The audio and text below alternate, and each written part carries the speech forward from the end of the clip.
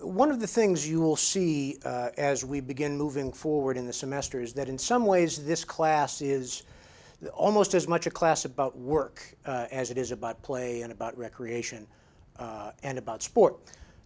And so one of the things I'd like to talk about now is talk a little bit about patterns of work and play in a few regions of the early American colonies in the 1600s and 1700s. And I want to start in the Chesapeake region, what you would think of today as Virginia and Maryland, and talk a little bit about the early English colonial enterprises and what kinds of patterns of work, kinds of attitudes about work and about play develop in different areas of the colonies. And so let's start by pointing out that the early English history of colonization was, quite frankly, not very effective. The English got into the game of chasing North American colonies a little bit late relative to some of the other European colonial powers.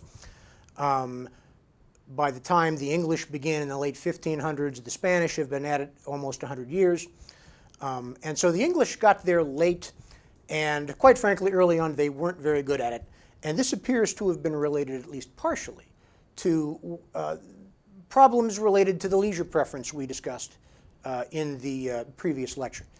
And so the first English attempts at forming colonies in the United States, there were two attempts in the 1580s near what is now Roanoke, North Carolina, and then the early history of Jamestown, which eventually becomes the permanent colony of Virginia. The early histories of these colonies were quite bad, and it appears to have been related to, at least partially, to what their assumptions about how difficult or easy the enterprise would be, and what kinds of colonists came over. So to take Jamestown, for example, which begins in 1607, the early settlers had a great deal of naivete about what it would take to carve a new society out into the wilderness. They had seen the Spanish profit quite fantastically by sending a relatively small number of Spanish warriors to North America, and in a relatively short period of time, winding up in control of an empire. It wasn't as easy as that, but it seemed that way to the English. And that kind of naivete shaped their early attempts at colonizing. And so the early history of Jamestown was a fiasco. Death rates were very high.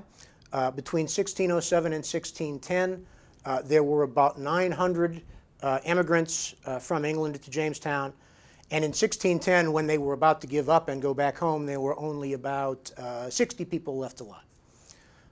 And one of the things contemporary accounts of the early history of Jamestown notice is that as these colonists were failing to thrive, essentially, they were also spending what seems to us a ridiculous amount of their time participating in what looks like leisure. Colonists, leaders in the colonies complained that colonists were bowling in the streets as they were failing to thrive, failing to plant enough corn to feed themselves. This was a colony that multiple times in its early history passed laws ordering its colonists to grow sufficient corn for themselves such that they not die. And historians looking back at this have seen this related at least partially to the fact that the early English colonists basically came from portions of the English class structure disinclined to think their daily job was this kind of backbreaking work. People from the upper layer of society who believed they would be managing labor, who believed that they would encounter commodities, that they would find gold, that they would find other valuable commodities, that they would manage the harvesting of, essentially, rather than think, and thought themselves above the kind of agricultural labor necessary to keep a colony together. And then the other slice of colonists tended to come from the bottom of the English class structure and were people who had this very strong leisure preference that we've discussed. And so the first 10 years or so of Jamestown as a colony was quite ineffective. And that appears to have been at least partially related to what kinds of attitudes about work and leisure that those colonists brought over. We are, however, talking about a Virginia that survived. So I want to say a few things about what kind of an economy eventually develops in Virginia that causes it to be a success, and what kinds of consequences that economy had for attitudes about labor and leisure in this part of the world for hundreds of years down the road.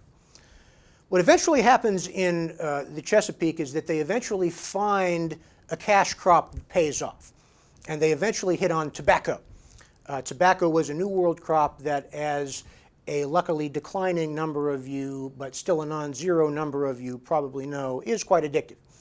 And an addictive substance is a nice way to profit in an early modern, the commodity production era. And so they found a strain of tobacco that grew effectively in the Chesapeake climate. And virtually overnight, Jamestown went from a colony that wasn't growing enough food to feed itself because of its relative unwillingness to put in the hard work necessary to do that, to a colony still unwilling to feed itself because they didn't want to waste any land on anything other than tobacco. And suddenly Virginia is a boomtown. Tobacco has two characteristics as a crop that had a significant impact on what labor became in the Chesapeake region for a long period of time. First of all, tobacco is land intensive because tobacco robs the soil of nutrients quite rapidly. So if you're going to profit from tobacco over a long period of time, you need a lot of land for how much you want to grow, because you're either going to deplete the soil or you're going to have to come up with sophisticated crop rotation techniques. The second part about tobacco is that tobacco is a relatively labor-intensive crop to grow. It's not a plant it in the spring and come back in the fall and harvest the profits kind of a crop. It has to be carefully tended and weeded and replanted. And so tobacco was also a tremendously labor-intensive crop, and that labor had to be relatively closely managed and trained. As a result of this, by the 1620s, Virginia has become a place where the overwhelming economic incentive is to draw labor to grow tobacco. And they reorganized the colony around this premise. The colony had originally been something called the Joint Stock Company, where the profits, if there had been any, were to have been distributed to investors rather than individual workers. They throw that out and set up a system of private property with a system called head rights, where if you arrive in Virginia and you pay your own way over, you're granted the right to obtain 50 acres of land. And you got an additional 50 acres for any other laborers you brought with you. This led to a labor system in Virginia based on various forms of unfree labor, various forms of labor that landowners invested in and then put to work in a variety of unfree ways. Initially, a lot of this labor was indentured servant, English labor that agreed to indenture themselves for a period of 5 or 7 years, during which time they could be worked and treated something close to as if they were enslaved. They could be traded, could be bought and sold. But at the end of their indenture, if they survived it, they got 50 acres of land too. And as the population of the colony finally began to stabilize in the 1620s, 30s, 40s, 50s, this was the overwhelming majority of the labor that came in. Later in the century, they would shift more heavily to enslaved labor purchased from Africa. But in the first generation of tobacco culture, most of that labor was indentured.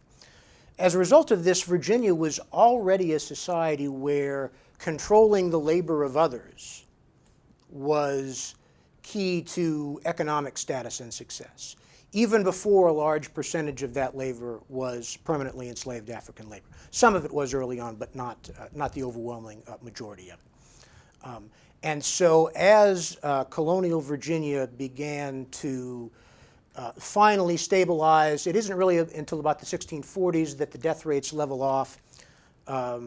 As a kind of a guide here, here we have a slide indicating what you were sort of up against from a human standpoint if you were interested in taking this chance. Even after tobacco was hit in the 16 teens, Jamestown still only has about 700 people. And between 1619 and 1622, you have immigration of about 3,500. Still about 700 people left alive. My favorite is between 1620 and 1621. There were about 1,000 immigrants over that 12-month period. And in 1621, there were actually slightly fewer residents of Jamestown than there had been at the beginning of the year. So this is a dangerous human gauntlet to run. However, if you survive it and you survive your adventure, it represented the possibility of a certain amount of economic mobility that was not possible in England at the time. This would taper off a little bit later in the century, but this is the kind of society that tobacco generates, and you get a society where there is a chronic labor shortage, and bringing labor over is the key to economic success. Let me make one more point about tobacco in Virginia and how it shapes what that society is like over a long period of time.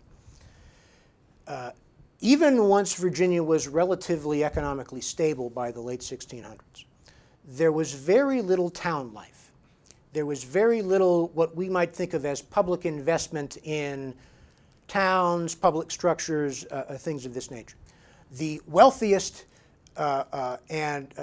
wealthiest colonists with the most social and economic power wound up in large estates that had been laid out up the river system. The ideal tobacco growing land was fertile land with immediate access to the river that you could then get the crops out, get the commodities out into the Atlantic world. And as a result of this, Virginia and the Chesapeake region wound up a region of the country that was relatively uninterested in town life for a fairly long period of time. And you get much more dispersed settlement. And this had consequences in the long run for attitudes about work, what kind of recreational opportunities were available and how they were presented, that we'll have an opportunity to see the effect of down the line.